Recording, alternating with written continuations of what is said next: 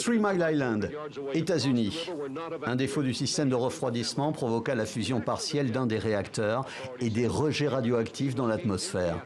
Les populations vivant près de la centrale ne seront averties que le lendemain de ces fuites. 140 000 personnes évacuées.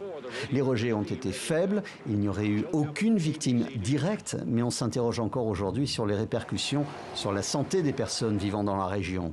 Three Mile Island fut le premier accident majeur de ce type. Depuis, aucune centrale nucléaire n'a été construite aux États-Unis. 7 ans plus tard, en Ukraine, le réacteur 4 de la centrale de Tchernobyl, en service depuis 3 ans, explosa accidentellement. Des produits radioactifs lâchés dans l'environnement, le nuage aurait survolé les 3/4 de l'Europe.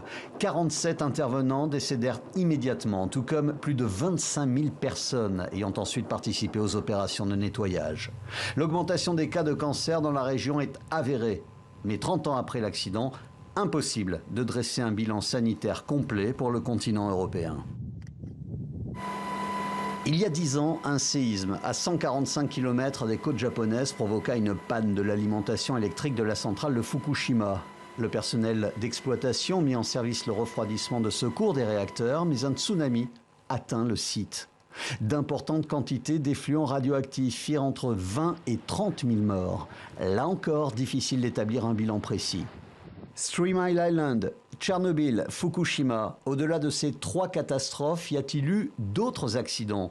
La réponse est sur le site du réseau Sortir du nucléaire, où sont référencés tous les incidents et accidents dans le monde. Et il y en a plus de 2200. On commence en 1957 et l'explosion d'un réservoir de déchets radioactifs dans la centrale de Kyshtym en URSS.